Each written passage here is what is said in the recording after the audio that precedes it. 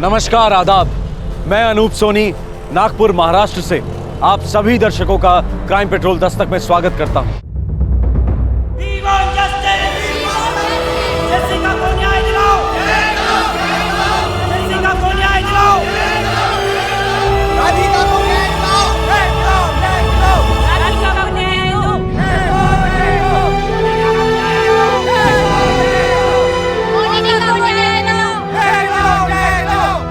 पिछले कुछ सालों में हमारे देश के लोगों ने यह बात साबित की है कि वो सिर्फ मध्यम वर्गीय आहें नहीं भरते।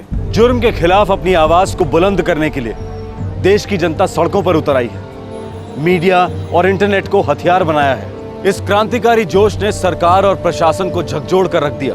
कई बंद फाइलें खुली हैं और गुम फाइलें मिली हैं। पर बड़े दुख और चिंता की बात है कि न्याय के लिए दस्तक जुर्म होने के बाद ही क्यों दी जाती है। जुर्म होते होते पीड़ित की दस्तक को खामोशी क्यों निगल जाती है। आज का हमारा ये स्पेशल एपिसोड हमारे देश के बिल्कुल बीच नागपुर में हुआ। ये केस इतना गरमाया कि मानो नागपुर की मशहूर गर्मी इसके सामने ठंडी पड़ गई।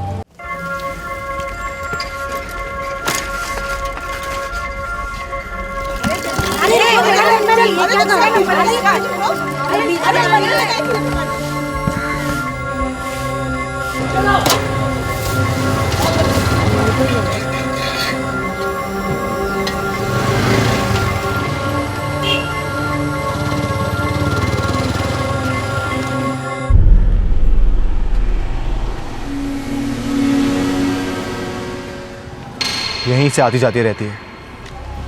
तो देख, वो उस गली से आएगी साली। ये रोज का है क्या?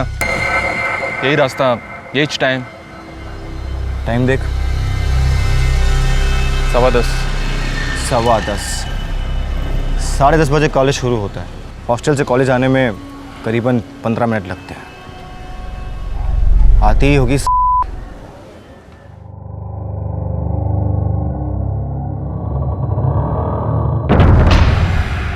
वो देख, आ गई। देख,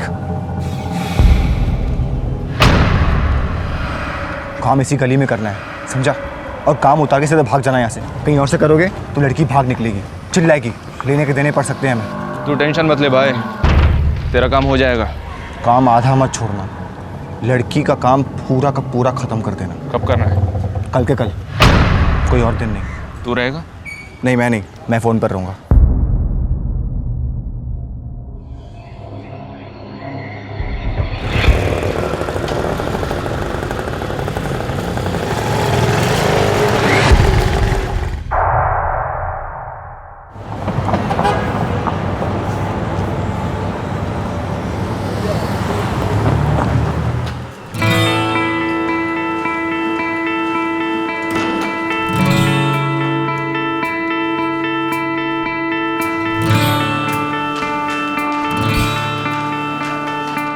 क्या यार, सुबह सुबह क्या हो गया? क्यों इतनी सैड साउंड कर रही है? ओए होए, ये रात रानी सुबह सुबह कैसे खिल गई? एक्स्ट्रा क्लास है यार। बॉयफ्रेंड के साथ? कौन सा सब्जेक्ट? काश ऐसा होता, तेरे मुंह में डेरी मिल्क। यार लेकिन तुम कॉम साइंस और इलेक्ट्रॉनिक्स वालों के ना मजे है। सुबह सुबह क्लास खत्म, फिर पूरा दिन मस्ती मारो। ओए काव्या, इन कॉम साइंस वालों के मजे, हम इलेक्ट्रॉनिक्स वालों के नहीं। चल मैं जा रही हूँ नहाने। ए सुनीता प्लीज, मैं जान में ना, मैं सॉलिड लेट हो रही। प्लीज प्लीज प्लीज चल पर जल्दी कर। हाँ पक्का पक्का। जल्दी जल्दी। ओए नेहा, थोड़ा पानी हम लोग के लिए भी छोड़ देना। हाँ यार। और काव्या, कैसी चल रही है तेरी लव स्टोरी? कुछ ज्यादा ही फास्ट चल रही है। सुबह सुबह फोन देख। मैं क्यों देखूं? तू दे, तेरा बॉयफ्रेंड है ना। हाय हाय, वारी जाऊं। तू तो बुक दे भाई, किसी को लिफ्ट ही नहीं देती, वरना 1 डज़न हॉटीज फिदा है तुझ पर। मेरी तो डेथ ही हो गई। अब फूट ले प्लीज, वरना तेरा बॉयफ्रेंड है ना, कोई और ले जाएगा। हाँ हाँ ठीक है। हेलो, अरे अभी 1 घंटे पहले तो बात हुई थी।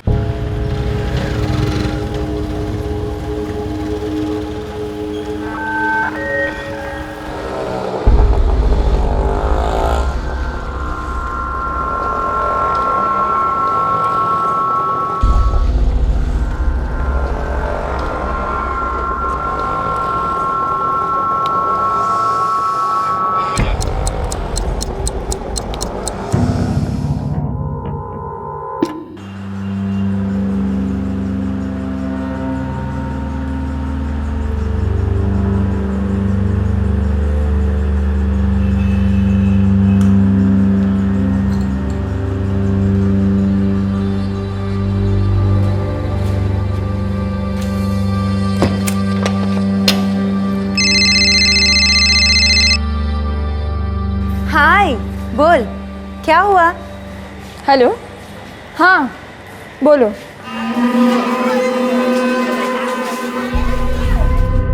काव्या, कैसी हो? मुझे क्या हुआ है? Rocking as usual. लेकिन तुम्हें क्या हुआ है? 4 दिन से बिल्कुल ऑफ रेडार, बस फोन ही किए जा रहे हो, दिखाई नहीं देते। अरे कुछ नहीं, बस आ जाऊंगा वहाँ पर। अच्छा सुनो ना, वो निकल गई।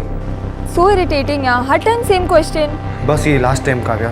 अच्छा ठीक है, होल्ड करो, लेट मी चेक।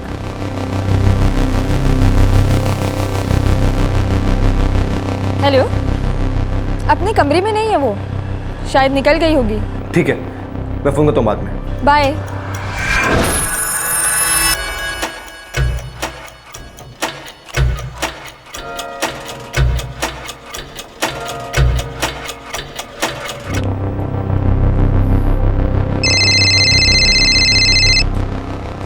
हाँ बोल। वो हॉस्टल से निकल चुकी है, तैयार रहना, रास्ते पर। चल ठीक है, बाय। तैयार रहो, लड़की आ रही है। अरे हाँ, मेरी चिंता करना कब छोड़ेगी तू? फ्रूट, दूध सब टाइम पे ले रही हूँ मैं।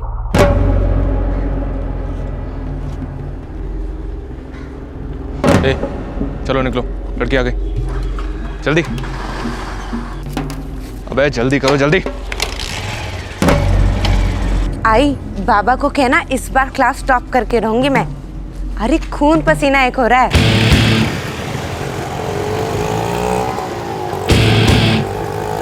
थर्ड रिवीजन चल रहा है आई, आंखें बंद भी करूंगे ना तो भी 90% तो मिलेगा ही मिलेगा।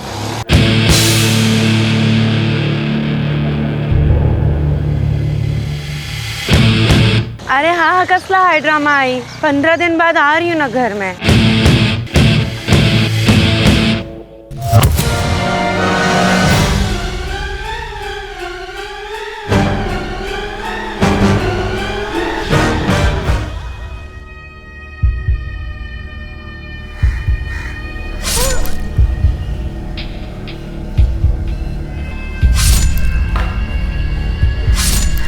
बैठ जल्दी बैठ।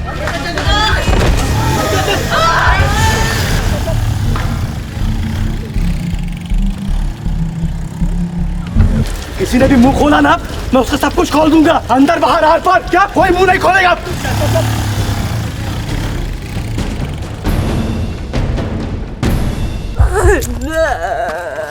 दिन दहाड़े बीच बाजार सुनीता सड़क पर तड़प रही थी। उसकी पीठ में छुरा अटका हुआ था। दर्द से बेहाल सुनीता मदद के लिए रो रही थी। भीड़ इकट्ठा हुई, लोग खौफ भरी नजरों से देख रहे थे और आखिरकार एक बहादुर उस भीड़ से निकला।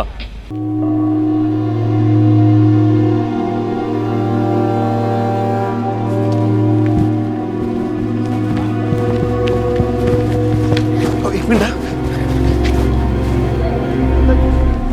ऑटो रिक्शा लेके आओ जल्दी, मैं इसको हॉस्पिटल लेके जाता हूँ। चल चल जल्दी।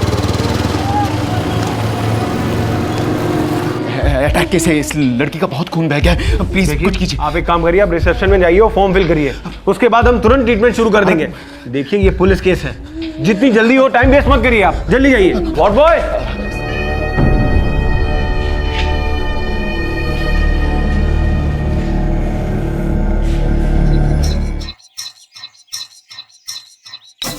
ये सुनीता भी ना बात के बीच में ही फोन काट देती है। अरे बाबा, उसकी बैटरी डाउन हो गई होगी। उसकी बैटरी कभी डाउन होती है क्या? बात के बीच में ही फोन कट गया, कमाल है। आई, सिग्नल नहीं मिल रहा होगा, ताई क्लास में होगी। कविता, वो क्लास में नहीं है, क्लास में वो फोन हमेशा बंद रखती है। रिंग जा रही है, कुछ तो गड़बड़ है।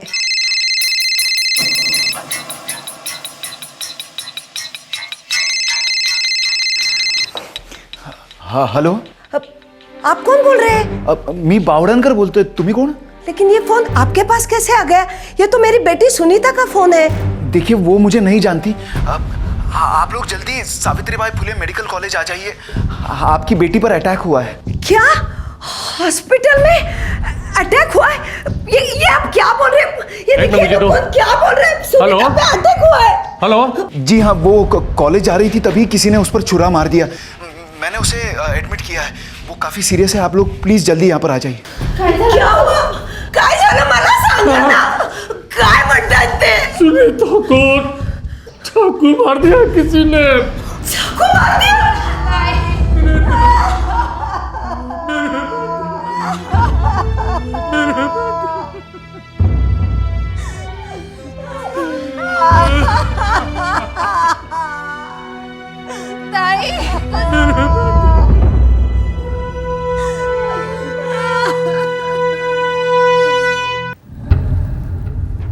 फुल टू पूरा खत्म करने का इरादा था, पूरा हुआ।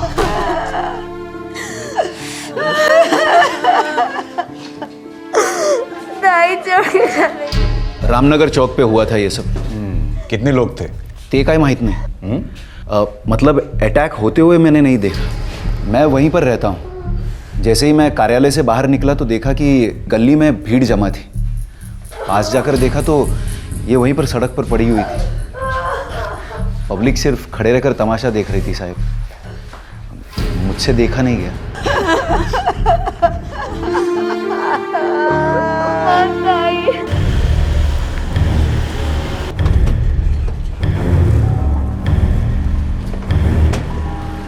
वो पार्टी का जो बोर्ड है ना, वहीं पर मेरा ऑफिस है। मैंने खून होते देखा नहीं, ये दो भी जो है उसने देखा होगा पक्का। ये? हाँ।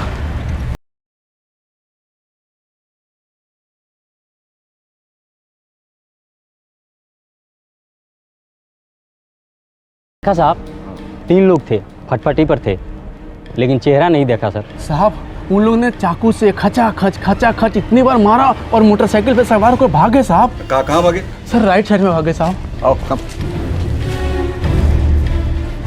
ओए, सरे आम दिन दहाड़े लड़के का कत्ल होता है और तुम इसे किसी ने देखा नहीं? हाँ? साहब हमने कुछ नहीं देखा साहब। थर्ड लगाओ फिर दिखेगा। सब 2-3 लोग साहब नल पे गए थे हाथ धोने।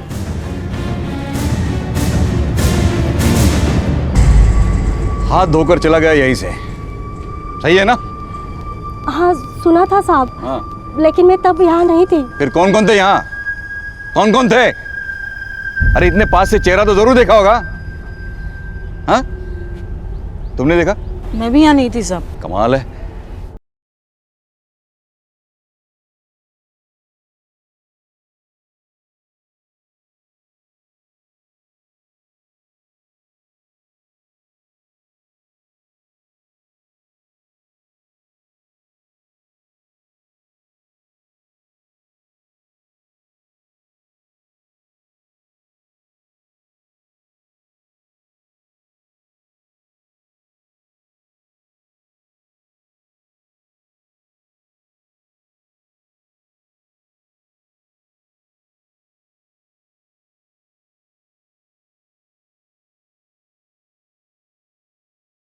हिम्मत और उनके दुस्साहस ने लोगों को सुन कर दिया था, लेकिन फिर भी पुलिस को हत्यारों के बारे में बताने के लिए कोई भी सामने नहीं आया। लेकिन अपना रोष जताने पब्लिक सड़कों पर जरूर उतर आई।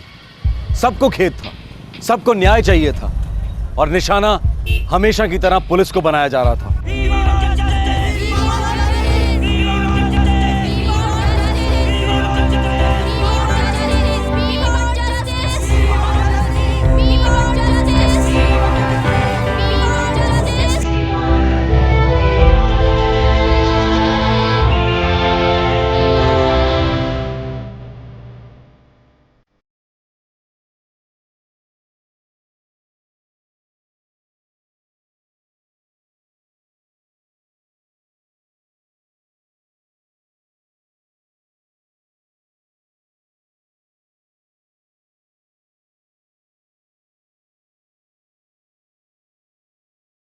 तीन अटैकर्स थे सर, लेकिन किसी भी विटनेस को चेहरा याद नहीं है। प्रोफेशनल थे। 15 बार स्टैबिंग हुई है सर। चुरा लड़के के पीठ में ही छोड़ दिया, वही आराम से हाथ भी धोया। पक्का हार्डकोर किलर्स मालूम पड़ते हैं सर। हार्डकोर इन्वेस्टिगेशन करो ठावले, पूरा शहर जल रहा है। जी सर।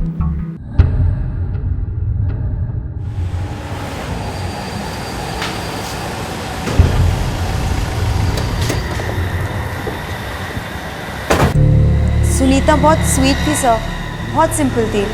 उसका किसी के साथ कोई पंगा नहीं था। कोई उसे सता रहा था क्या? नहीं नहीं, ऐसी कोई बात नहीं है। अगर ऐसा कुछ होता तो सुनीता मुझे ज़रूर बताती, नहीं तो संजीव को तो ज़रूर बताती वो। संजीव कौन है? संजीव उसका बॉयफ्रेंड है। वो मुंबई में रहता है, उसकी फ्यूनरल के लिए भी आया था वो।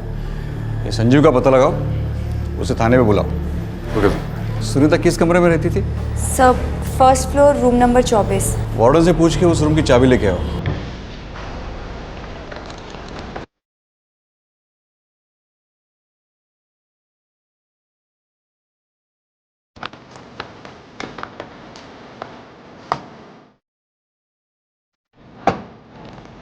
सर, ये कुछ एफिडेविट मिले हैं।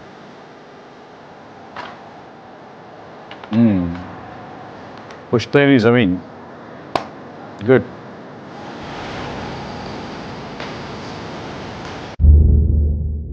साहब, सुनीता का पेपर वर्क एकदम सटीक रहता था, इसलिए प्रॉपर्टी के सारे काम वही देखती थी। प्रॉपर्टी का कुछ चल रहा था क्या? हाँ, मेरे भाई के साथ, लेकिन कोई लफड़ा नहीं। हम लोग केवल बंटवारा कर रहे थे। मेरी तरफ से सब क्लियर था। भाई की तरफ से भी कोई प्रॉब्लम नहीं था? बिल्कुल क्लियर था साहब, हमारे बीच में कोई प्रॉब्लम नहीं थी साहब। वो मेरी भतीजी थी। भतीजी क्या, मेरी बेटी थी साहब। बेटी ही थी ना? हाँ साहब। तो बताइए, क्यों हुआ उसका मर्डर? अगर मुझे पता होता तो क्या मैं चुप बैठता? और देखो इंस्पेक्टर साहब, हर प्रॉपर्टी का मामला लफड़े वाला नहीं होता साहब। जी सर, मैं ही संजीव हूँ, सुनीता का फ्रेंड। सिर्फ फ्रेंड? जी, बॉयफ्रेंड। कब, कैसे और कहाँ? वो सर 12वीं क्लास में एक साथ पढ़ते थे। 25 मार्च को कहाँ थे? सर मुंबई में, दोपहर को मुझे पता चला। लास्ट बात कब हुई थी? सर एक दिन पहले, 24 मार्च को, तकरीबन रात 10 बजे। मैंने टाइम पूछा क्या? हाँ साहब, उधर मैं सतारा में था, माँ की कसम। चुबे, तेरी माँ को पता चलेगा तो काट डालेगी तेरे को। क्या रे हीरो, तू कहाँ था 25 मार्च को? साहब अपन को इंसल्ट मत करो, वो क्या है कि अपन एक ही बार में फुल टू कर देता है। ये 15 बार में टुचू टुचू करके मारेगा ना तो अपन धंधे से भी आउट हो जाएगा। फिर कोई अपन को सुपारी तो क्या सिंगदाना भी नहीं देने वाला।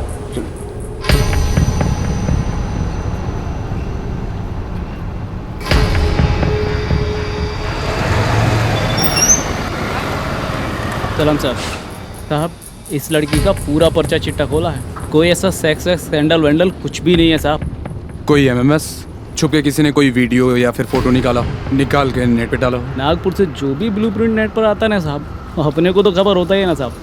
इसका ऐसा कोई सीन शॉट नहीं है साहब। पक्का? पक्की खबर है साहब। सलाम साहब। सर सारे फ़ोन रिकॉर्ड्स चेक किए, सुनीता, उसके फादर, बहन, काका और सभी सहेलियों के भी। लेकिन सर ताजुब की बात यह है कि कहीं भी कोई लोचा नहीं है। मतलब बहुत बड़ा लोचा है सावंत, और अपने आस पास ही है। सर आपने हाथ क्यों नहीं आ रहा है?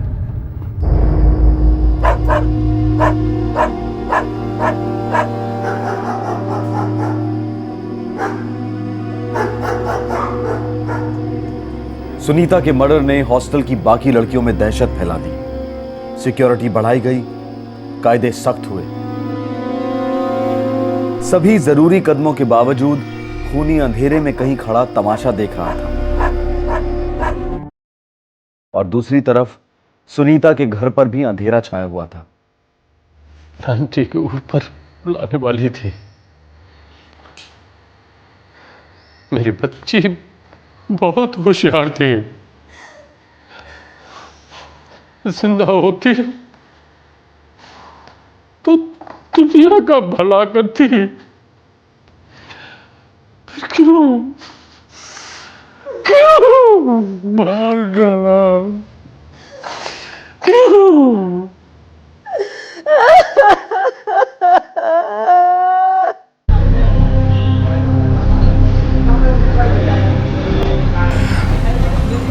ये क्या 50,000, बाकी के 75 कहाँ हैं? दे दूंगा हफ्ते भर में। दूसरों को भी देना है, सबको जल्दी है, आपको भी थी ना। कलीज गेम बजाओ, कलीज गेम बजाओ, यही बोल रहे थे ना।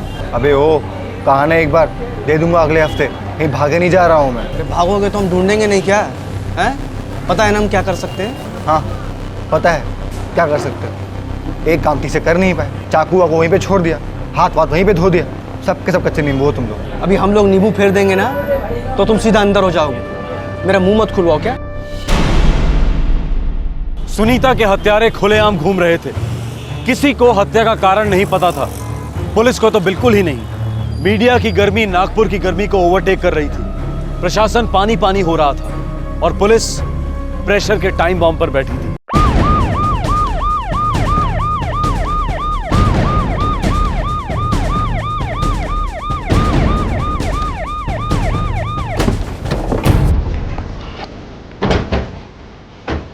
ए सर,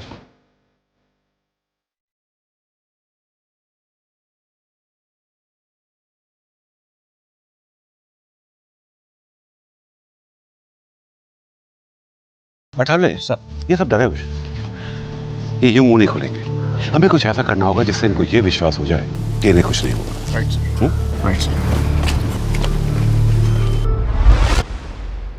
पाटिल पुलिवार, रामनगर इलाके में ये लिफाफे लोगों में बांट दो। उनसे कहो कि उन्हें जितना भी याद आता है एक एक माइन्यूट डिटेल सारे यहाँ पर लिख दो।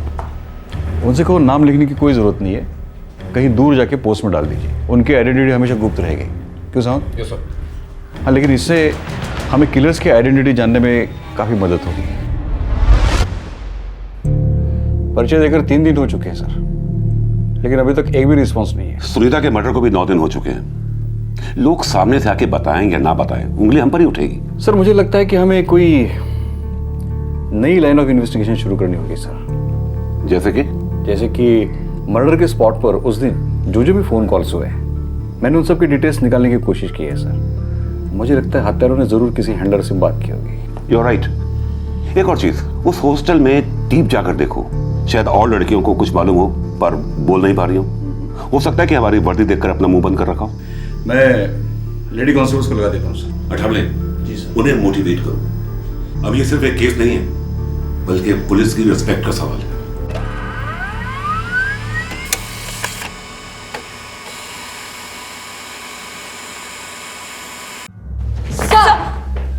तो ट्रेनिंग के बाद तुम चारों का ये पहला केस है। Yes sir. हाँ, लेकिन ये केस नहीं है, ये एक आग है, आग। और ये आग तुम्हें बुझानी है।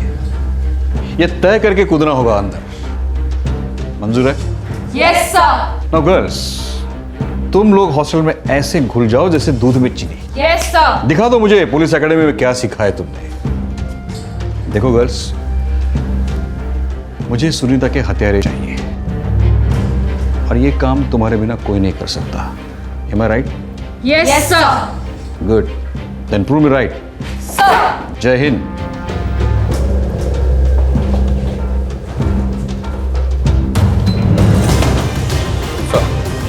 बोलो। 25 मार्च को रामनगर चौक में पूरे 45,000 कॉल्स हुए। सुपर। और 6,000 सिम कार्ड्स यूज हुए। और टावर्स? सर चौक के इर्द गिर्द पूरे 11 टावर्स। ग्रेट। सावंत, अपने टीम को बोलो सारे केसेस होल्ड पर। मुझे इन 6,000 कॉल्स की सारी डिटेल्स मेरे टेबल पर चाहिए। Fast, come on. Okay sir. Newspaper, electronic media, दरअसल हर कोई पुलिस इन्वेस्टिगेशन को नाकाम बता रहा था, लेकिन पुलिस फोर्स बहुत ही चुपचाप मधुमक्खियों की तरह अपना काम किए जा रही थी। हर एंगल से इस केस को देखा जा रहा था। इन्वेस्टिगेशन का हर तरीका अपनाया जा रहा था। बहुत ज्यादा मेहनत के बाद इस केस के अंधेरे में रोशनी की एक किरण दिखाई दी।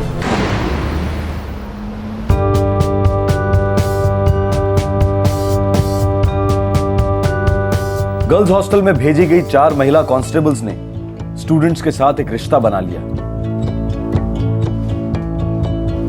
धीरे धीरे लड़कियां खुलकर बोलने लगी। संजीव? नहीं, वो तो उसका बॉयफ्रेंड था। अच्छा लड़का है वो। मिली हो? जानती हो उसे? 1-2 बार मिली थी। एक लुक से पता चलता है यार कि उसे लड़की से प्यार है। कॉलेज में ऐसा कोई था सुनीता में इंटरेस्टेड? थोड़ा ज़्यादा ही। उसके पीछे पागल? मुझे नहीं लगता। अगर ऐसा होता तो सुनीता मुझे ज़रूर बताती। हम दोनों के डिपार्टमेंट्स भले ही अलग थे, मेरा कंप्यूटर साइंस, उसका इलेक्ट्रॉनिक्स, पर हम अच्छे दोस्त थे।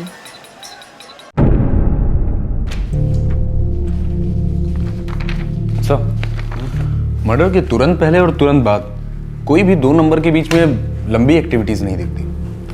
लंबी बात करने की जरूरत ही नहीं पड़ी होगी, सब कुछ पहले से प्लान किया होगा।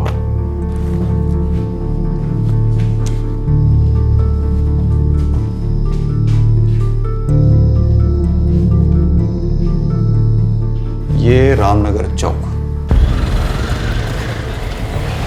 ये हॉस्टल। हत्यारों को खबर होगी कि लड़की कब और कहां से गुजरेगी और उसे कहां धरना है।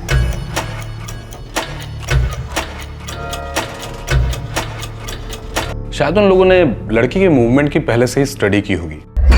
तो देख, वो उस गली से आएगी या पीछा किया होगा हॉस्टल से, या उन्हें हॉस्टल से पता चल गया होगा कि वो लड़की कब निकली थी।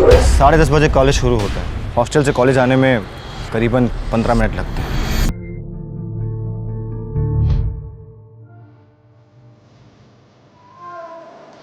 पंद्रह बार स्टैब किया, फिर आराम से नल पे जाके हाथ धोया और आराम से निकल गए। सर, क्या कोई प्रोफेशनल किलर्स ऐसा करेंगे? नहीं सावन, यही हम गलत जा रहे हैं। ये प्रोफेशनल किलर्स नहीं है सावन। हॉस्टल की सभी लड़के इसी रास्ते जाती है कॉलेज? सर, पता करवाया था मैंने, हॉस्टल के पीछे से कोई रास्ता नहीं। Are you sure? Well, हम सुनीता के मर्डर का कारण ढूंढ रहे हैं। जी सर।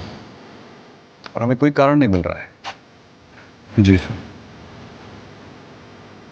कहीं समय ऐसा तो नहीं है कि ये टारगेट सुनीता थी नहीं?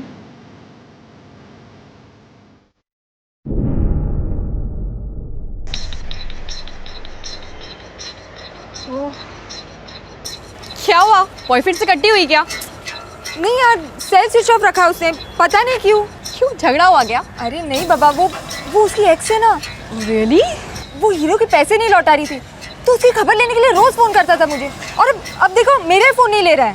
तू क्या उसके रिकवरी एजेंट है? अरे नहीं बाबा, पहले रोज उसकी खबर मुझसे लेता था, कब कॉलेज में आई, कब हॉस्टल से निकली, कहाँ है, क्या कर रही है, और अब देखो मेरा ही फोन नहीं ले रहा है वो।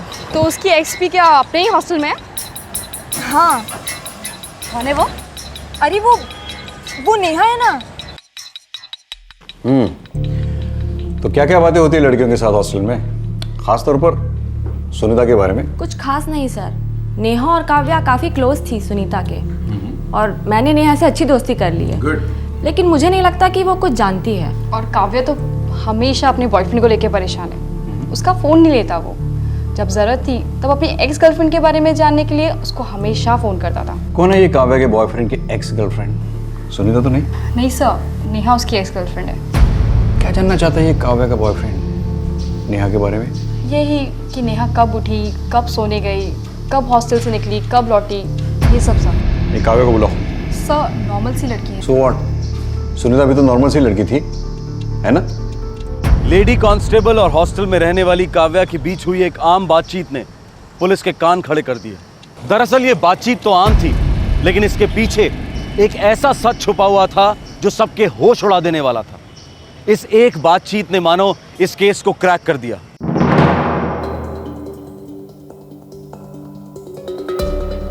रिलैक्स काव्या, हम तुम्हारी इंट्रोगेशन नहीं कर रहे हैं, ओके?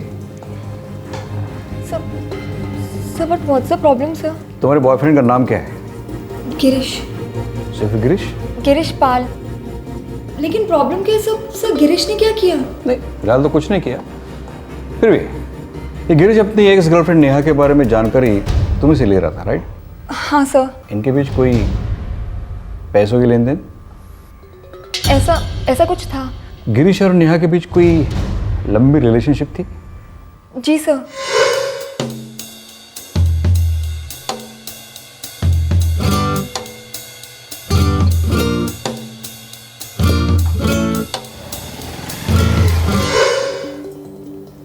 उनके बीच कुछ हुआ, मुझे नहीं पता क्या, पर उसके बाद फिर उनका ब्रेक ऑफ हो गया।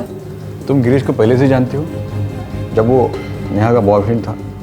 हाँ सर, जानती थी, बस थोड़ी बहुत दोस्ती थी।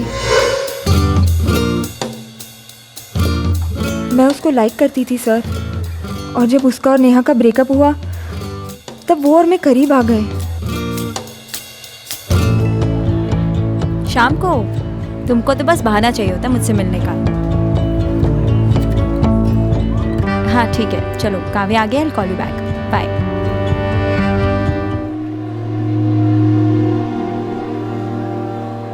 नेहा, हाँ Neha, Neha look I am sorry यार, मुझे लगा तेरा ब्रेकअप हो गया है तो I am really sorry Neha. Neha, अरे ढक्कन इतनी सेंटी क्यों हो रही है? हमारा प्रॉपर ब्रेकअप हो गया, डोंट वरी। स्टूपिड। वैसे भी मैं कभी इंटरेस्टेड ही नहीं थी उसमें, सीरियस ही नहीं थी उसके बारे में। मेरा नया बॉयफ्रेंड ही मेरा रियल बॉयफ्रेंड है। ये क्या हो रहा है गर्ल्स? Boyfriend exchange? हाँ, वाओ, मॉडर्न से बोले कोई। ओ या मिस सुनीता जी, आप तो ऐसे बिहेव करिए जैसे आप दूध की धुली हैं। एक क्यूट सा बॉयफ्रेंड मुंबई में छुपा रखा हम सबसे। इनसिक्योर हो, हम कहीं ना पटा ले। हम टोटली इनसिक्योर। बस चल मैं नाश्ता लेके आई। हाँ जा लेके आ। वैसे नेहा, तुम्हें गिरीश के कुछ पैसे लौटाने हैं क्या? देख काव्या, तू इस बीच ना ही पर तो ज्यादा अच्छा है। ये मामला मेरे और गिरीश के बीच में, ओके? बट आई प्रॉमिस तेरे रिलेशनशिप को कोई हार्म नहीं होगा, ओके? उस दिन के बाद नेहा ने ना कभी गिरीश के बारे में पूछा और ना उन पैसों के बारे में बात की। लेकिन गिरीश को नेहा की डेली रिपोर्ट चाहिए थी। यही तो बात खटक रही है, तुमसे इन्फॉर्मेशन क्यों ले रहा था? सर मैंने आपको बताया ना कि नेहा उसके कॉल्स नहीं उठा रही थी और गिरीश को कैसे भी करके उसके पैसे वापस चाहिए थे। गिरीश, पता है मुझे कभी कभी क्या डाउट होता है? यही कि मुझे नेहा आपकी बहुत पसंद है, बहुत सॉलिड लव है ना? काट के रख दूंगी तुम्हें, एंड आई मीन इट। काटूंगा तो मैं उस कमीनी को, अगर उसने मेरे पैसे नहीं लौटाए तो। मेरे पैसे कोई नहीं खा सकता, कोई नहीं। गिरीश की सुनीता के साथ कोई रिलेशनशिप थी? No sir, I am sure Girish और सुनीता का कुछ भी ऐसा नहीं था। सुनीता को जानता था? हाँ सर, वो तो सभी लड़कियों के साथ दोस्ती रखता है, वो तो है ही वैसा। आप मिलेंगे तो you will know. Yeah I know, in fact I want to know, I would like to know. Please उसका नंबर दो। Come on fast.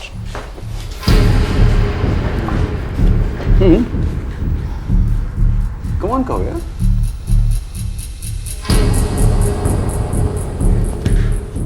Thanks, thank you so much. लेकिन बात क्या है, कुछ तो बताइए सर। फिलहाल इतना ही समझ लो कि ये बात किसी को नहीं बताने कि हमने तुमसे पूछताछ की, ओके?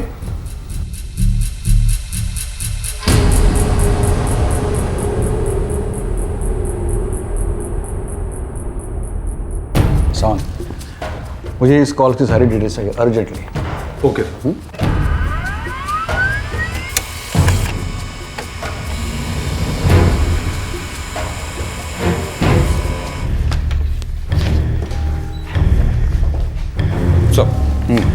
सर ये गिरीश पाल काटोल में स्कूल टीचर है। अरे बाप रे, स्कूल टीचर? जी सर। आगे?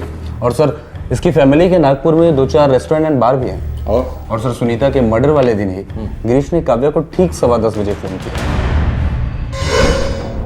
हाय काव्या, कैसी हो? मुझे क्या हुआ है? Rocking as usual. अच्छा सुनो, वो निकली वहाँ से? सावंत, ये गिरीश ने ये जो काव्या को फ़ोन किया था ये सिर्फ 2 मिनट का था, मतलब 10:17 को ख़त्म हुआ। इसके तुरंत बाद गिरीश ने और एक फ़ोन किया, ये 9998987688। चेक करो। सर ये नंबर है, ये नंबर उस समय रामनगर चौक में मौजूद था। हाँ लेकिन ये किसके हाथ में था? आई मीन इसका मालिक कौन है?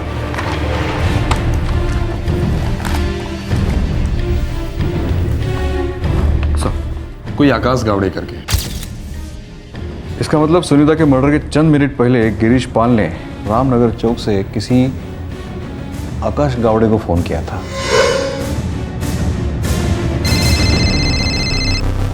हाँ बोल। हाँ वो निकल चुकी है वहाँ से, रास्ते पर है। शायद ये काव्या झूठ बोल रही है अपने बॉयफ्रेंड गिरीश को बचाने के लिए। सर मुझे ऐसा लगता है कि जैसे गिरीश का सुनीता के मर्डर से कुछ ना कुछ तो कनेक्शन जरूर है सर। हो सकता है सावन, कुछ भी हो सकता है, लेकिन सबसे पहले मुझे ये आकाश गौड़े के टेलीफोन रिकॉर्ड्स देखने हैं। Okay sir. ये सब हमारे मुट्ठी में सावन। Good show. इंट्यूशन, आभास, पुलिस इन्वेस्टिगेशन में ये बड़े काम की चीज होती है। पुलिस को एक आभास हो रहा था कि काव्या और लेडी कांस्टेबल की बातों में कुछ है। उन्हें इंट्यूशन हुआ कि काव्या के बॉयफ्रेंड गिरीश के सेलफोन रिकॉर्ड से शायद उन्हें कुछ पता चल सके। इसी इंट्यूशन की बदौलत सुनीता मर्डर केस का सारा पिटारा खुलकर सामने आ गया। सर हाँ सर आकाश गावड़े के सारे फ़ोन रिकॉर्ड्स आ गए हैं। गुड। सर गिरीश के ये बराबर टच में रहा है, लेकिन सर मुझे एक बात बहुत खटक रही है। क्या? सर सुनीता के मर्डर के ठीक 4 दिन पहले आकाश गावड़े की बात किसी सूर्या पाटेकर से होती आई है। कौन है ये? सर कोई हिस्ट्री सीटर है, छोटी मोटी चोरियां और डकैतियों में इन्वॉल्व रहा है सर। सर गर्ल्स हॉस्टल से लेकर नंदनवन पुलिस चौकी में इसके सारे रिकॉर्ड्स हैं। सर आप कहें तो सर उड़ाओ सारे को।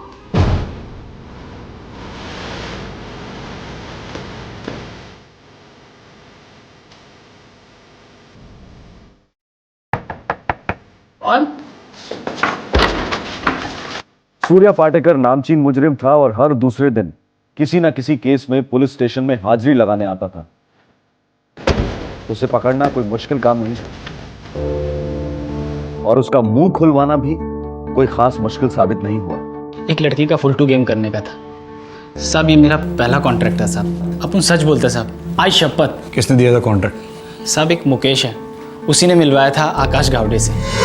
आकाश भाई, ये सूर्या है, काफ़ी चिल्लर काम किए इसने, ये काम भी ये कर लेगा। घंटा करेगा, देख रहा है ना, इसने पी रखी है। ए साहब, अपन इतना भी नहीं पिएला है। आज शपथ, अभी भी ना आग बंद करके किसी की भी हथेलियां खोल सकता है मैं। आप बस काम और दाम बोलो। क्या काम था? एक लड़की का फुल टू गेम बजाने का था। क्यों? सब वो आकाश साहब का कोई साथ था, उसका उस लड़की के साथ कुछ खुन्नस था, बोले तो कुछ टसन थी। सुनीता पर तू वॉच रख रहा था? किस पे साहब? सुनीता जिसका मर्डर हुआ था। ओह अच्छा साहब, तो उसका नाम सुनीता था साहब। साहब अपने को नाम से क्या, अपने को तो सिर्फ काम से मतलब है। और दाम से? वही तो साहब, अपन लोगों ने पूरे 3 दिन तक फील्डिंग लगाई, पूरी पक्की प्लानिंग थी साहब। वो देख, वो उस गली से आएगी। ये दूसरे दो शामू और मुकेश कौन है? सब वो सीताबर्डी मार्केट में एक चाइनीज़ की दुकान है, वहीं पर दोनों वेटरगिरी करते हैं।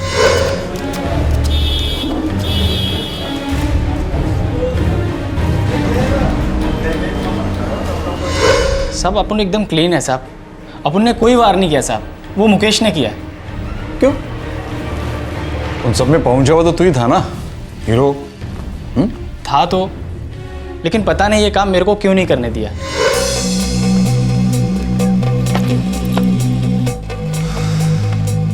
ए मुकेश, ये झूम रहा है। नहीं साहब, काम अपनीच करेगा, कोई गलती नहीं होगी। अबे गलती तो हो गई है मुझसे, तेरे जैसे बेड़ों के काम जो दे दिया। लेकिन कोई बात नहीं मुकेश, अब ये काम तू करेगा। और सुन, ज्यादा शाना मत बन, जितना कहता हूँ उतना काम कर, इसके साथ में रह बस। ये आकाश गावड़े और गिरीश पाल के नाम वारंट इशू करो सावंत, पकड़ के लाओ सालों को। सारी साजिश का खुलासा हो गया था, लेकिन सबसे बड़ा राज अब भी राज ही था। गिरीश पाल की सुनीता से क्या दुश्मनी थी कि उसने सुनीता के नाम की सुपारी दी? इस बात का जवाब सिर्फ गिरीश के पास था। आकाश गावड़े और गिरीश पाल दोनों को फौरन गिरफ्तार किया गया।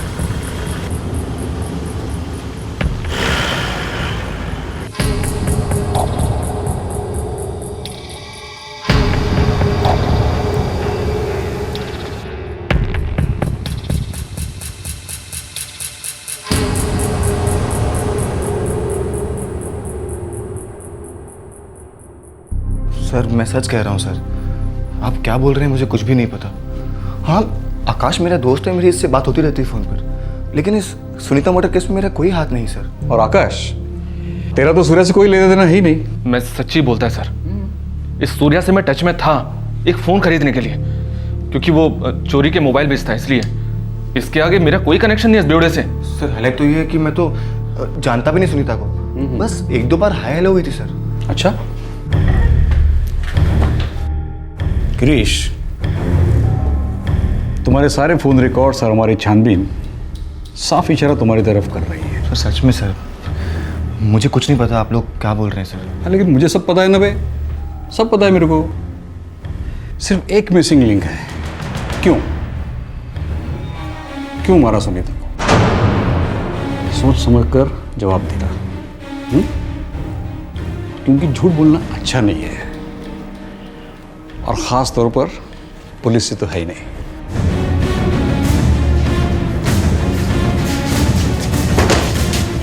Sawant, yes sir. ये गिरीश ऐसे नहीं टूटेगा, इसके माँ बाप को बुलाओ। जी सर।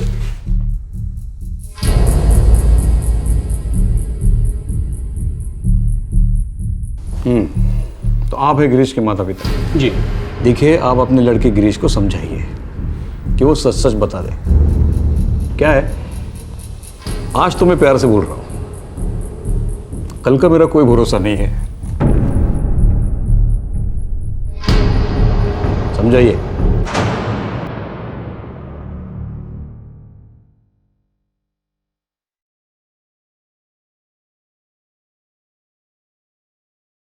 अपने माँ बाप को पुलिस स्टेशन में देखकर गिरीश के होश उड़ गए।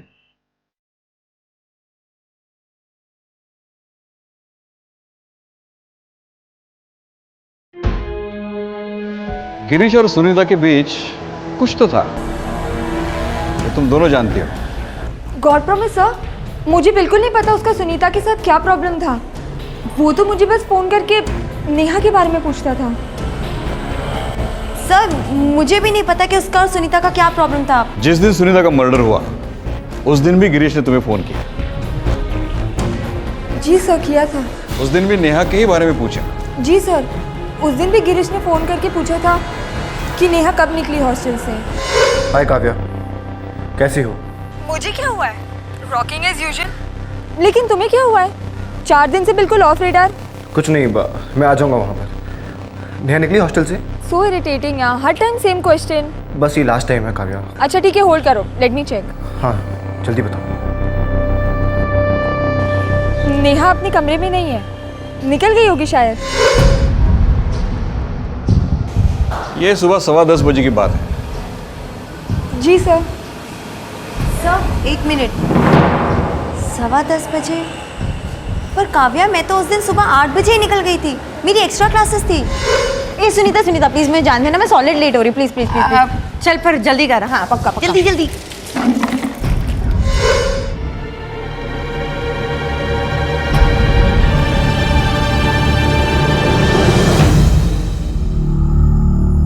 अपने माँ बाप को रोज पुलिस स्टेशन में देखकर गिरीश टूटने लगा। सुनीता के हत्याकांड के राज अब खुलने जा रहे थे।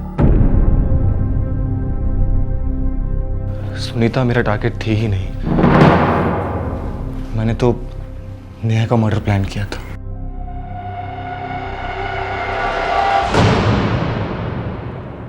नेहा, मैं कोई टिश्यू पेपर नहीं हूं जिसे यूज किया और फेंक दिया तुमने। क्यों अपने आप को जलील कर रहे हो? छी, जाओ यार। नेहा, तुम मेरी गर्लफ्रेंड हो। हेलो, 1-2 बार तुम्हारे साथ मजे क्या मार लिए, तुम तो पाइलॉन मार रहे हो।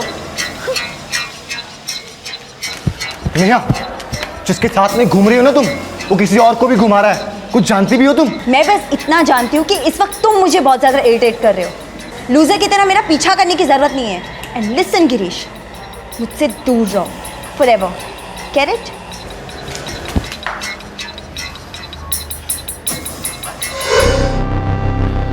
इतनी बड़ी इंसल्ट सर मैं सहन नहीं कर पाया, इसलिए मैंने अपने दोस्त आकाश को सब बता दिया। ये गौन केस हो गया था, नेहा ने इसे अंदर से पूरी तरह से खत्म कर दिया था। मैं दोस्त हूं इसका, इसलिए मुझसे देखा नहीं गया। ए गिरीश, जाओ दे, मिट्टी डाल यार। इस पूरे नागपुर में एक ही लड़की बची है क्या?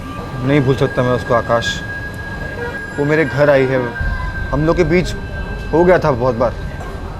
पागलों की तरह मुझे आई लव यू बोलती थी यार। पागल तो तू भी हो गया। अबे जबरदस्ती का आई लव यू, जबरदस्ती का क्या फायदा है उसका? अब वो अगर तुझे प्यार नहीं करती है तो नहीं करती है, इसमें तू क्या कर सकता है? अगर कुछ नहीं किया ना तो मैं जिंदगी भर कुछ भी नहीं बनकर रह जाऊंगा। क्या करना चाहता है तू? बदला। क्या बदला? नेहा को जलाने के लिए मैंने काव्या को पटाया, लेकिन जब देखा कि नेहा पर कोई असर नहीं हो रहा है तो मैंने सोचा कि मैं इसको खत्म कर दूंगा। मुझे भी यही लगा, नेहा मरेगी तभी मेरे दोस्त के दिल को ठंडक पहुंचेगी। इसलिए हमने प्लान बनाया। मैंने चाइनीज कॉर्नर से मुकेश और शामू को उठाया। दोनों के दोनों मर्डर करने के लिए तैयार थे। फिर मुकेश ने मुझे सूर्या का कांटेक्ट दिया।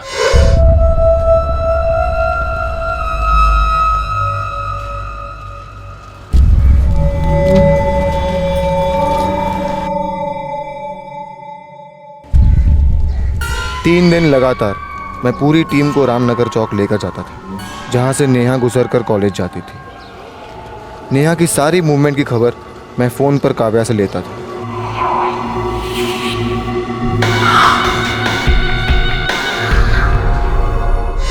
मर्डर के दिन पे भी मैंने काव्या से क्रॉस चेकिंग की थी। कहाँ से फ़ोन किया था तुमने?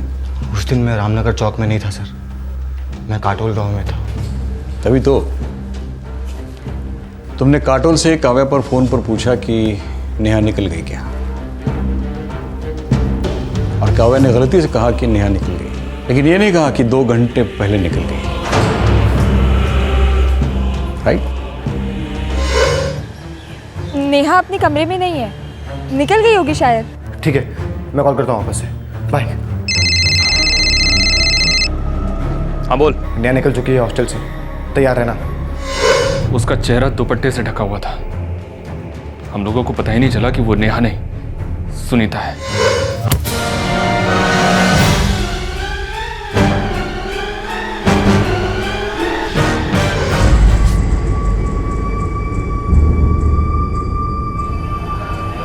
$50,000, बाकी के 75 कहाँ हैं? दे दूंगा हफ्ते भर में। दूसरों को भी देना है, सबको जल्दी है। आपको भी थी ना? कलीज गेम बजाओ, कलीज गेम बजाओ, यही बोल रहे थे ना? अबे वो कहा ना, एक बार दे दूंगा अगले हफ्ते, कहीं भागे नहीं जा रहा हूँ मैं। भागोगे तो हम ढूंढेंगे नहीं क्या? हैं? पता है ना हम क्या कर सकते हैं? हाँ हाँ पता है क्या कर सकते हो। एक काम ठीक से कर नहीं पाए, गलत लड़की को मार दिया। अरे जो बोला सो किया। आकाश साहब ने सिग्नल दिया था, दिया कि नहीं? गिरीश, आई एम सॉरी यार, गलती मुझसे हुई है। उसका चेहरा ढका हुआ था, मुझे लगा कि वो नेहा है। अरे उसकी हाइट, बॉडी, चाल, सब कुछ एकदम same to same. I am sorry, really very sorry.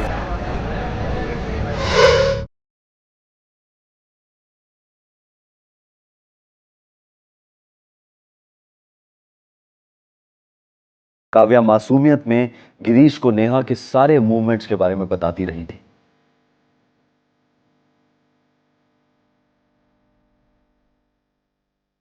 Kavya को गिरीश के क्रिमिनल इरादों के बारे में समझने का कोई चांस ही नहीं था।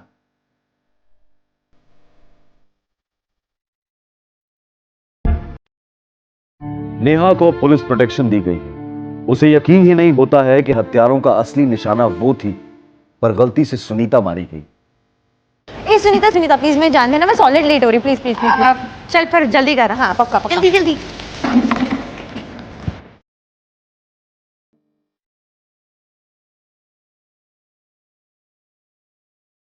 सुनीता की मां और बहन सदमे में है।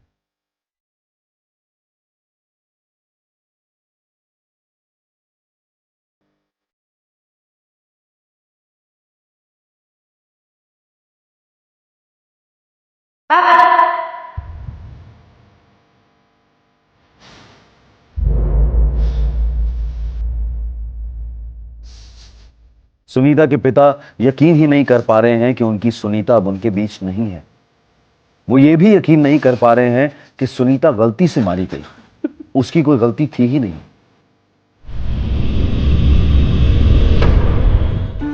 नमस्कार, आदाब। मैं अनूप सोनी, मुंबई महाराष्ट्र से क्राइम पेट्रोल दस्तक में आप सभी दर्शकों का स्वागत करता हूं।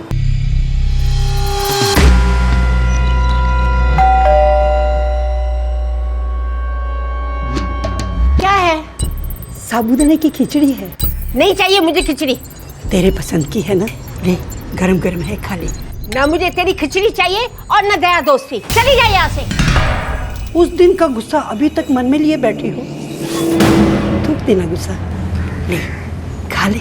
तू मेरा दिमाग मत खा, आज से तेरी और मेरी दोस्ती खत्म, चली जा यहाँ से।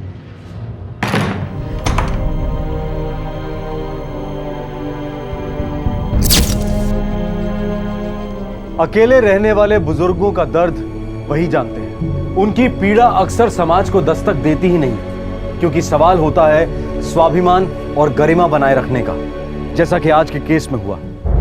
सितंबर 2011, विक्रोली, मुंबई। ए मच्छी, ए बांगड़ा, पापलेट, कोळंबी, सुरमई मच्छी।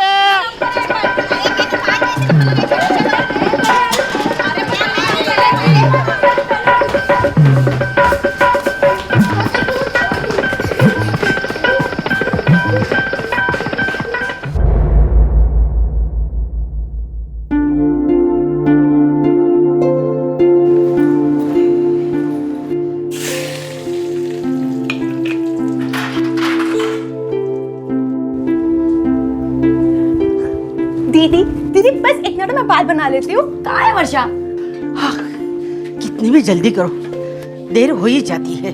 टिफिन तैयार है। हो आई लवकर दे डब्बा, भयंकर लेट झाले, चल मी जाते। अरे bye bye bye bye bye. Raju, तेरा टिफिन ये ले। मेरा चश्मा लाना मत भूलना। हाँ, रिसीप्ट दी थी, संभाल के रखी है ना। अरे हो मौसी, ले आऊंगा मैं, रिसीप्ट है मेरे पास। वर्षा लवकर कर ग बाबा, मेरी 9:40 की ट्रेन छूट जाएगी तेरे स्लो मोशन के चक्कर में। अरे क्या स्लो मोशन रे, मैं तो कभी से तैयार हूँ। अरे मेरा फोन किधर है? हाँ है इधर, लाती हूँ। बस मेरी समझ के बाहर है। 1 घंटा पहले उठो, आधा घंटा पहले तैयार होके बैठो, लेकिन नहीं, आखिर मिनट तक तुम लोगों की धांधल चलती रहती है। चल निकाल। Raju bye bye bye. संभालून जा। हाँ, चश्मा लाना मत भूलना। ले आऊंगा करता। अच्छा बुआ, दवाई समय पे ले लेना। हाँ टाइम से आएंगे। बाय बेटा। सबको कितनी जल्दी होती है ना। जिसे सबसे ज्यादा जल्दी होती है ना, उसी को सबसे ज्यादा लेट भी हो जाता है। लेकिन मेरा डब्बा 1 दिन भी लेट नहीं होता है, और ये बच्चे 1-1 घंटा लेते हैं तैयार होने में, पूछो मत। काय ताई, मच्छी देव काय? बांगड़े एकदम ताजे।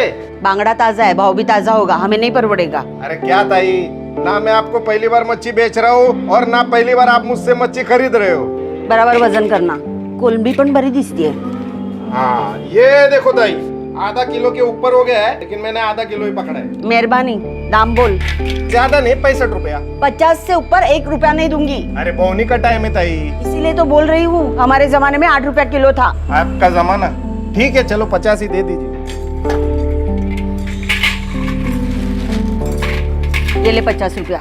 शांति, ये तेरे लिए। अरे नहीं माधुरी, मैंने मच्छी खाना छोड़ दिया है। झूठ बोलना कब छोड़ोगी? अरे सच में, आजकल दिल ही नहीं करता। अरे छोड़ना, ये दिल नहीं करता वगैरह। खा ले, तेरे भतीजे के लिए मस्त करी बना, उंगलियां चट्टा रहेगा। ले।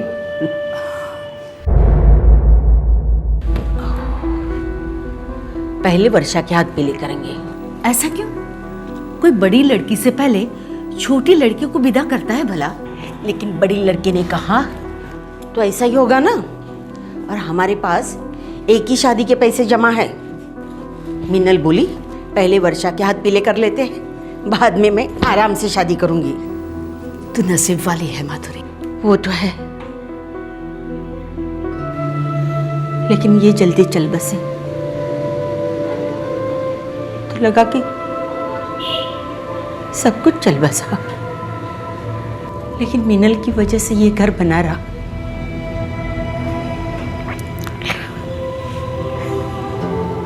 तो सब कुछ जानती है ना।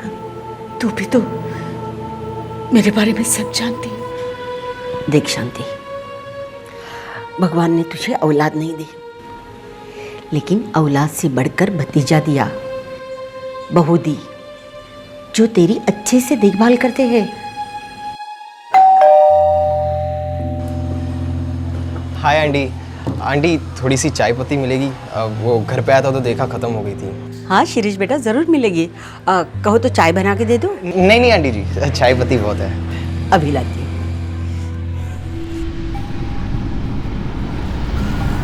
ये ले। Thank you aunty.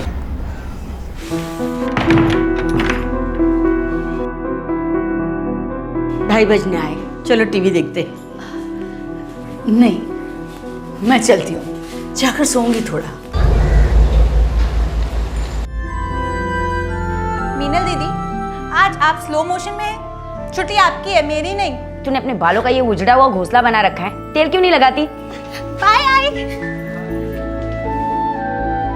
अच्छा बुआ, चलते हैं, शाम को मिलेंगे, ध्यान रखना है।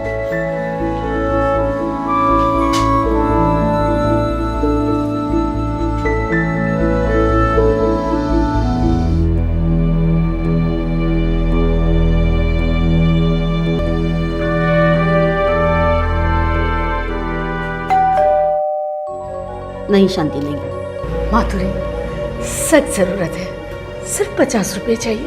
50 क्या, 5 रुपए नहीं है मेरे पास। परसों मिनल के लिए बालियां बनवाई, उसे में सारे खर्चे हो गए। सिर्फ 50? सिर्फ 50, सिर्फ 100, सिर्फ 200, ऐसे कितनी बार हो चुका है। मैंने कभी तुझसे पैसे मांगे नहीं और तूने कभी देने की कोशिश भी नहीं की है। सारा हिसाब रखा है मैंने माधुरी। मैं सब कुछ लौटा दूंगी, सच में। बस आज आखिरी बार मदद कर दे। तुझे 50 क्या, 1 रुपया भी नहीं है मेरे पास देने के लिए। तुझे दाल, चावल, आटा, शक्कर जो चाहिए वो बोल, मैं दे दूंगी। बोल क्या चाहिए? कुछ नहीं चाहिए मुझे। आज के बाद मैं तुमसे कुछ नहीं मांगूंगी और तुम्हारे घर भी नहीं आऊंगी।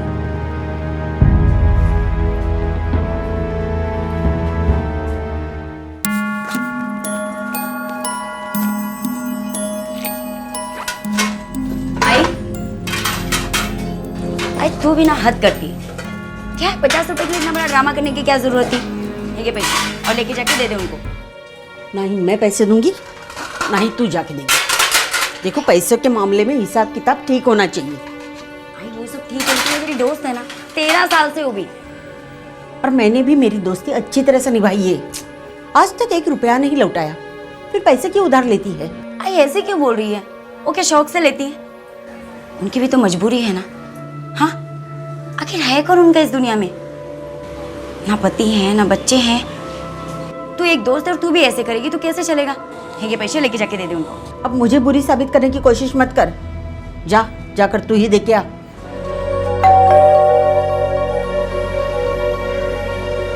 शांता काकू, ये 50 रुपए आई ने दिए।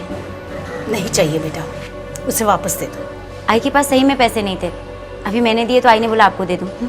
बड़ी मेहरबानी की उसने, पर उससे जाके कह दो शांति भिखारी नहीं है। काकी आप आई, तेरी और शांति आंटी की इकट्ठी खत्म हुई? मुझे क्यों पूछ रही है? उसे ही जाकर पूछ। हाय गाय, तभी खत्म कर देना भी। काय को चिंगम के जैसे खींच रही है। आजकल तेरी सीरियल में भी स्टोरी इससे फास्ट दौड़ती है।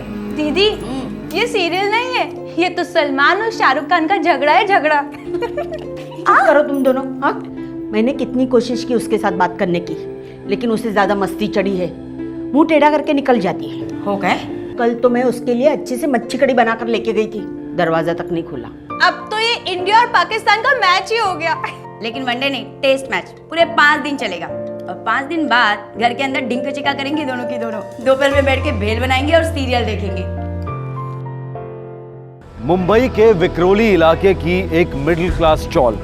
यहाँ की सारी फैमिलीज एक बड़े परिवार की तरह मिलजुल कर रहती हैं। एक दूसरे की बारीकियों से वाकिफ ये सभी सुख में साथ और दुख में एक थे। लेकिन सितंबर 2011 में एक ऐसा दिन आया जिसने इस कॉलोनी की रूह में दहशत का खंजर घोंप दिया।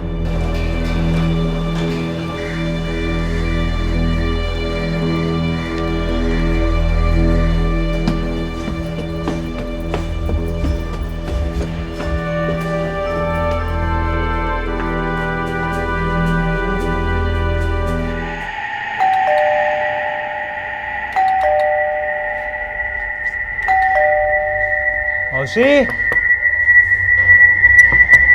मौसी,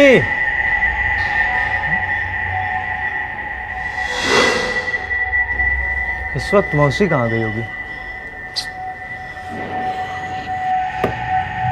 मौसी, मौसी,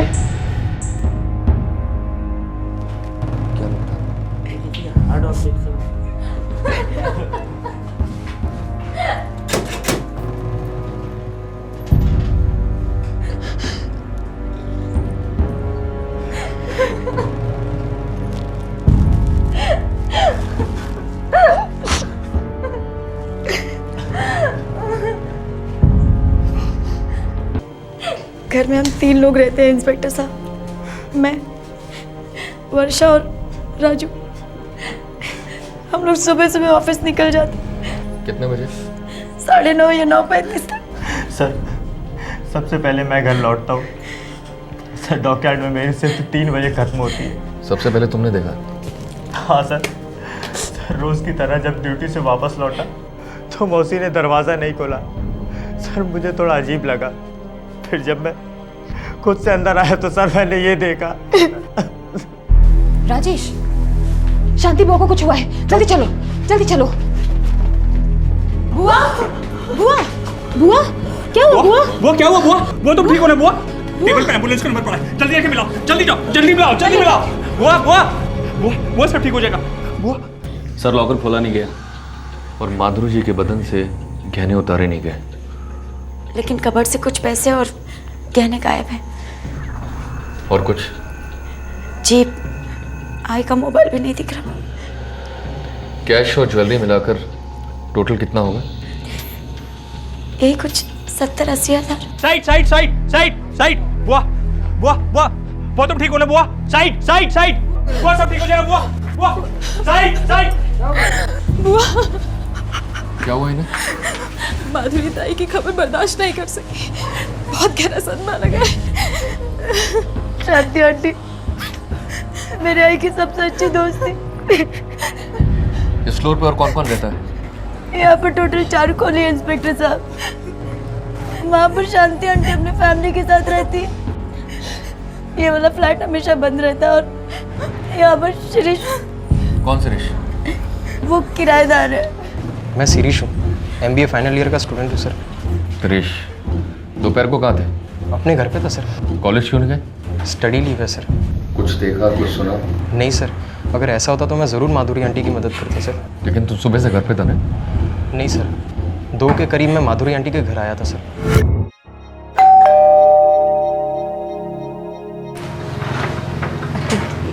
आंटी वो एक मदद चाहिए थी। क्या हुआ बेटा? वो मैंने नया गैस कनेक्शन लिया है पर उसको स्टोव पे कैसे फिट करते हैं आंटी जी मेरे को आ नहीं रहा था, तो प्लीज़ आप ज़रा चलेंगे? बेटा मेरी तबीयत ठीक नहीं है। 1 मिनट। शांति तू जरा जाएगी उसके साथ? चलो सुरेश बेटा आओ। शांति आंटी ने फिर मुझे वो सिलेंडर स्टोव से कनेक्ट करके दिया और फिर वो वहाँ से चली गई सर। मतलब जो हुआ वो 2 और 2:15 के बाद हुआ? सर, शांति आंटी और मेरी आई दोपहर को साथ में सीरियल देखा करती थी। लेकिन क्या मिस मीनल? लेकिन पिछले 1 हफ्ते से आई और उनके बीच में झगड़ा चल रहा था। वो एक दूसरे से बात तक नहीं करती थी। अचानक सुलह कैसे हो गई समझ में नहीं आ रहा। Thank you. एक बार शांति जी होश में आ जाए सब पता चल जाएगा। Excessive bleeding, brain haemorrhage. मौत की टाइमिंग? दोपहर 2:30 और 4 के दरमियान। लगता है इसी से मर्डर किया गया है। फॉरेंसिक्स एक्सपर्ट को कोई उंगलियों के निशान नहीं मिले? खून ज़्यादा फैल गया होगा और उसी से उंगलियों के निशान मिट गए होंगे। या फिर ऐसा भी हो सकता है कि उंगलियों के निशान मिले ही ना हो, कातिल ने ग्लव्स पहने हो सकता है। मुंबई पुलिस सीनियर सिटीजन्स की हत्याओं को लेकर भारी प्रेशर में थी। ये हत्या के केसेस मुंबई शहर के सभी इलाकों और सामाजिक तबकों से आए दिन रिपोर्ट हो रहे थे। और इसी बीच माधुरी चितले की निर्दयी हत्या हुई। एक और सीनियर सिटीजन का दिन दहाड़े खून हुआ। क्या इस हत्या के पीछे भी मकसद चोरी और लूट था या कुछ और? मिडिल क्लास चॉल है सर, वो भी पुरानी, कोई खास सिक्योरिटी भी नहीं है। कोई फेरी वाला? सर आते जाते रहते हैं लेकिन कोई टाइमिंग नहीं है। अब वो पड़ोसन में से शांति जी होश में आई क्या? सर अभी तक नहीं। डॉक्टर से पूछो कब तक होश में आएंगी। जी सर।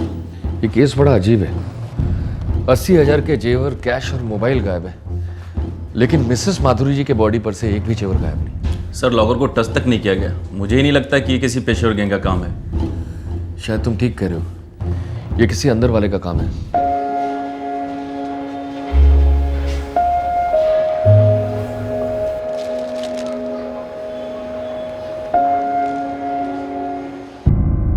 श्रीमती शांति मालवंकर जी। वो तो डिस्चार्ज हो चुकी। क्या प्रॉब्लम थी? उनका ब्लड शुगर एकदम से डाउन हो गया था। एक्चुअली वो डायबिटीज की पेशेंट है। और कोई प्रॉब्लम थी? मेंटली कैसी थी? बिल्कुल ठीक थी।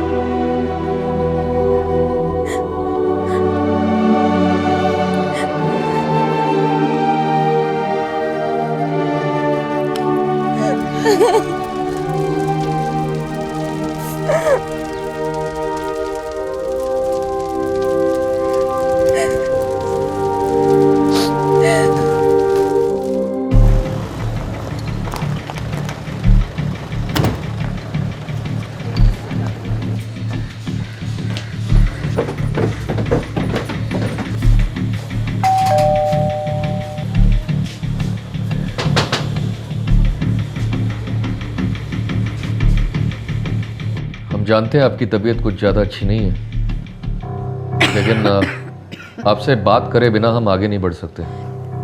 पूछिए। कल आप अपने पड़ोसी शिरीष यहाँ गई थी? गई थी। कितने बजे? 2 बजे। क्यों गई थी? उसे गैस का सिलेंडर तक लगाना नहीं आता। उससे पहले कहाँ थी आप? माधुरी के साथ। 2-4 दिन क्या हुए तो उससे बात नहीं की? तबीयत खराब हो गई। अब तो हो गई ना सुलह, मैं खुद ब खुद तुम्हारे पास चली आई ना। सचमुच अभी तक गुस्सा नहीं गया तेरा? नहीं, अब गुस्सा नहीं। सच कहूँ मुझे भी बहुत तकलीफ हो रही थी। एक बात कहूँ शांति, जैसे भी हो 4 पैसे बचाया कर। तुम्हारे बच्चे कमाते हैं, तुम्हें हर महीने पैसे देते हैं, इसलिए तुम बचा पाती हो। मेरी तो आमदनी ही नहीं है,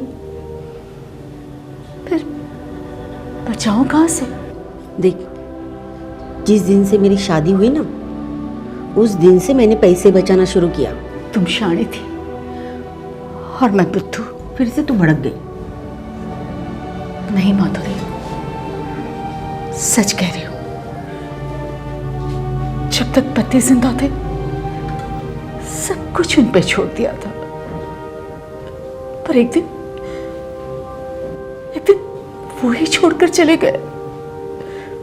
हमारे बच्चे नहीं थे, इसलिए उन्होंने खास कुछ बचाया भी नहीं था। मैं रह गई अकेली, कंगाल, बेहाल। देख शांति, फिर से तू मेरी बात दिल को लगा रही है। आंटी जी, वो आपकी एक मदद चाहिए थी। क्या हुआ बेटा? वो मैंने नया गैस कनेक्शन लिया है, पर उसको स्टोव पे कैसे फिट करते हैं आंटी जी, मेरे को आ नहीं रहा था। तो प्लीज़ आप ज़रा चलेंगी? माधुरी की तबीयत ठीक नहीं थी, तो शिरीष के यहाँ गैस का सिलेंडर लगाने मैं गई थी। फिर शिरीष के यहाँ से निकलकर मैं अपने घर लौट आई। फिर वहां से आप माधुरी जी के यहाँ वापस नहीं गए? नहीं। लेकिन आपकी और माधुरी जी की बात तो अधूरी रह गई थी। बात तो रोज अधूरी रह जाती थी, दूसरे दिन पूरी हो जाती थी, लेकिन अब वो भी नहीं होगा। जब आप अपने घर जा रही थी तब आपने किसी को आते जाते देखा?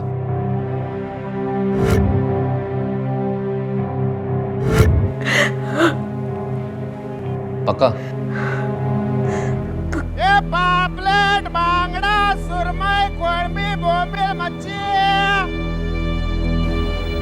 शायद मच्छी वाली की आवाज सुनी थी मैंने। साहब, मेरा इस खून से कुछ लेना देना नहीं है। माधुरी जी से तो तेरा लेना देना है। साहब, मैं सच बोलता हूँ, मैंने कुछ नहीं किया। मच्छी बेची थी माधुरी जी को दोपहर 2 और 4:30 के बीच? साहब, हमारा धंधा सुबह का धंधा है। दोपहर में सब लोग मच्छी खा के सो जाता है, कोई मच्छी नहीं खरीदता साहब। ठीक है, जरूरत पड़ी तो फिर बुलाऊंगा। जी साहब।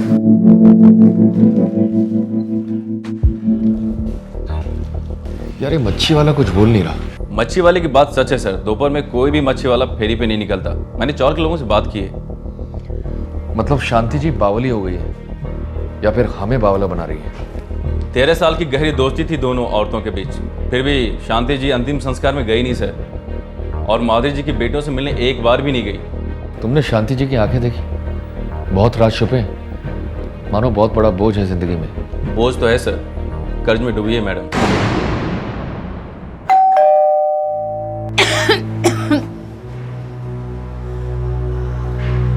अब क्या चाहिए? सच्चाई। तुम्हें लगता है कि मैं झूठ बोल रही हूँ? क्यों परेशान कर रहे हो मुझ गरीब को? 3 साल पहले आपने किसी सेठ से 1.5 लाख रुपया उधार लिया था और उसका सूद तक नहीं चुका पाई आप। वो मेरा निजी मामला है। माधुरी जी भी आपका निजी मामला था। इतनी अच्छी दोस्त, 13 साल पुरानी दोस्ती, फिर आप उन्हें विदा करने तक नहीं गए? माधुरी जिंदा है, मेरे अंदर जिंदा है। हम ये नहीं समझ पा रहे हैं कि जिस दिन आपको मच्छी वाले की आवाज सुनाई दी थी, उस दिन चौल में किसी ने ना उसे देखा और ना सुना। आप लोग मुझे परेशान करना बंद करोगे? आप झूठ बोल रही हैं। मेरी तबीयत ठीक नहीं है, मुझे पानी लेकर आओ। मुझे अकेला छोड़ दो।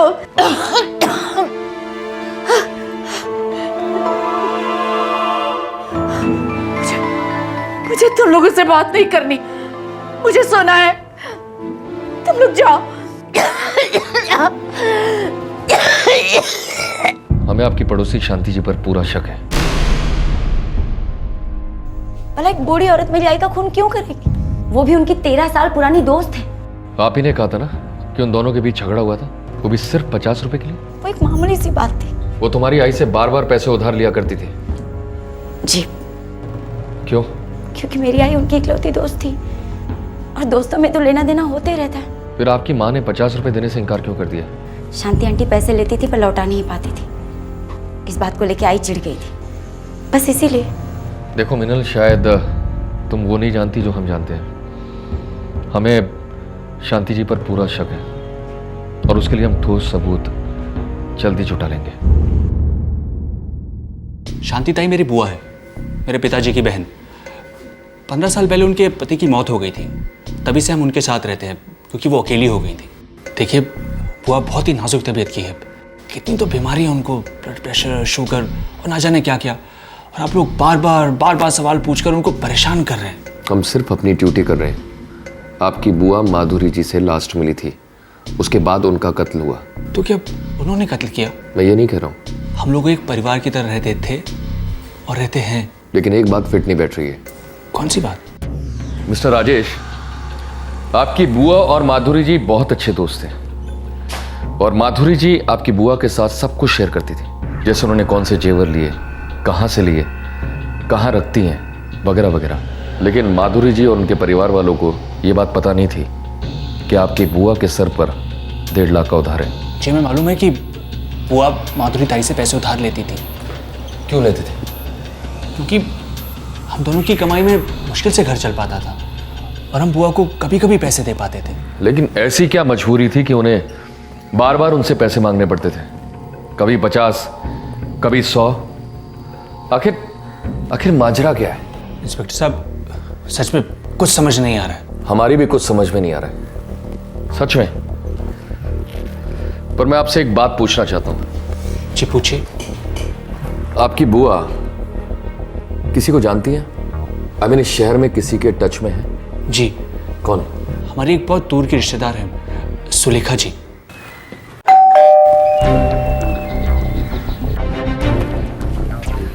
सुलेखा कामदार। बोलिए, क्या बात है? शांति जी मेरी दूर की रिश्तेदार है। 2 दिन पहले वो मेरे यहाँ आई थी। ये गहने और पैसे मुझे दे दिए, बोली संभाल कर रखना। शांति जी की पड़ोसन माधुरी जी, उनकी अच्छी दोस्त, आपको पता उनका कत्ल हुआ है? इसीलिए तो शांति जी बहुत डरी हुई थी। ये जेवर शांति जी के? शांति जी ने यही तो कहा था मुझे। आपने बुलाया था इंस्पेक्टर साहब? ये जेवर पहचानती हैं आप?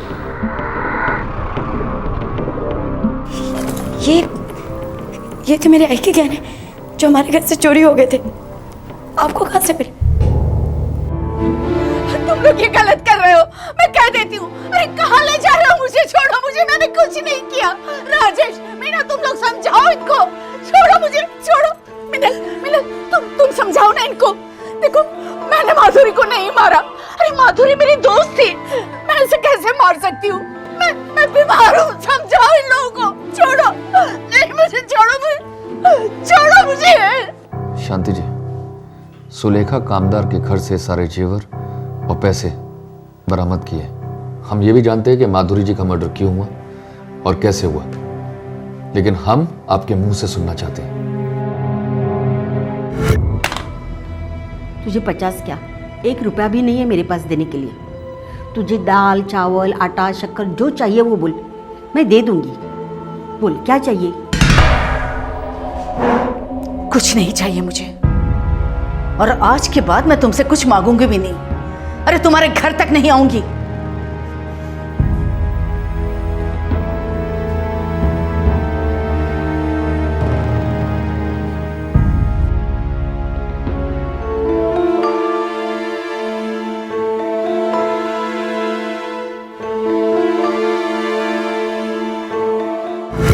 वो एक इंसान थी जिससे मैं मदद मांग सकती थी, उसके अलावा मेरा कोई नहीं था। फिर भी उसने ना कह दिया। मुझे लगा मेरी बेइज्जती हुई थी। मुझे बहुत बहुत गुस्सा आया था उस पर। 4 दिनों तक मैंने उससे बात नहीं की। लेकिन कत्ल की दोपहर आप दोनों में सुलह हो गई थी, दोस्ती हुई थी पहले जैसी। वो हम दोनों की मजबूरी थी। हम दोनों के पास एक दूसरे के अलावा और कोई था ही नहीं जिससे कि हम बात कर सके, अपना दिल हल्का कर सके, यादें याद कर सके। इतनी अच्छी सहेली, बहन जैसी, आखिर क्यों मारा आपने उसे? मेरा कर्ज,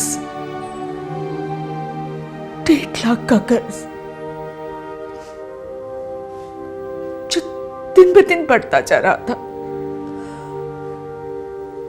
पैसे लौटाने का एक ही तरीका था मेरे पास, माधुरी। शिरीष के घर से मैं अपने घर नहीं गई, मैं माधुरी के घर लौटी। रोटी के लिए जो पैसे खरीदी है। शांति, मुझे बहुत नींद आ रही है, हम कल बात करते हैं, ठीक है? तू आराम कर, अपना ख्याल रखना, मैं चलती हूँ।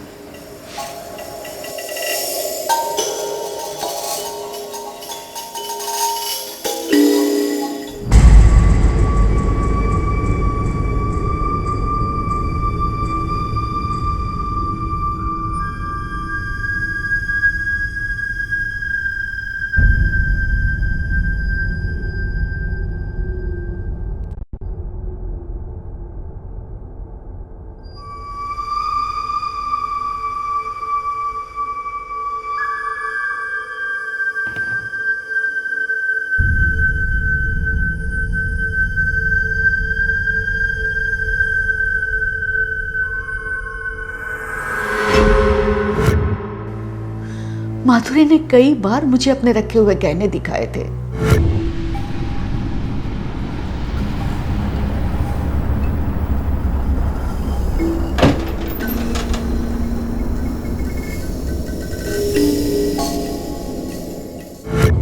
मैं हमेशा सोचती थी औलाद नामुमकिन थी, लेकिन दौलत तो हासिल कर सकती थी।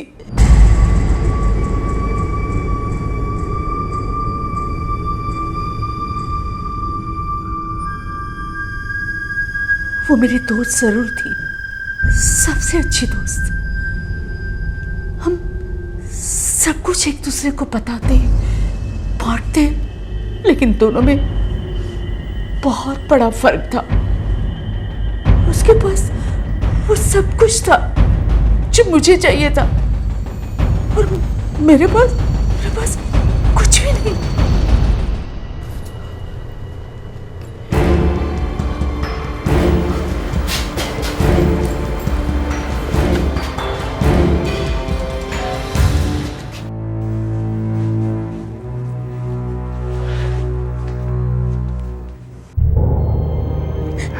मुझे तो अब भी यकीन नहीं होता कि शांति आंटी ऐसा कर सकती है।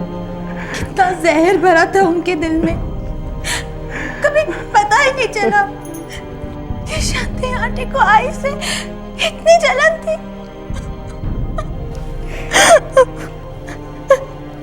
वर्षु,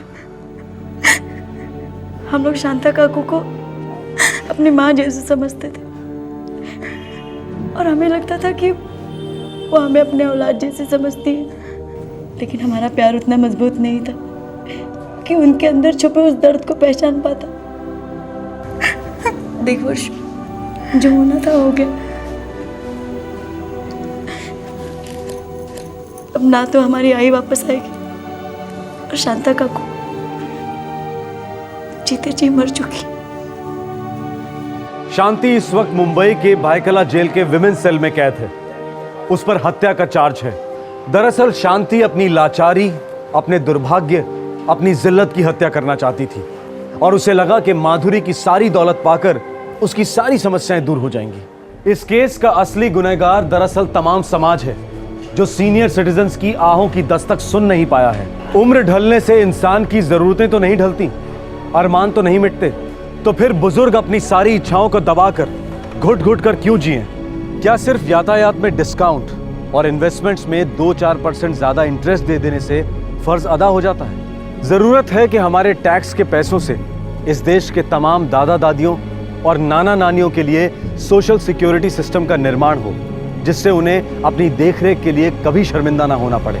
क्राइम पेट्रोल दस्तक सरकार, पॉलिसी मेकर्स और सभी नागरिकों से यह अपील करती है कि हमें देश में ऐसे कानून बनाने होंगे जो हमारे देश के हर सीनियर सिटीजन को सर उठाकर जीने का मौका दें। यह समस्या हम सबकी समस्या है, क्योंकि हम सब कतार में हैं।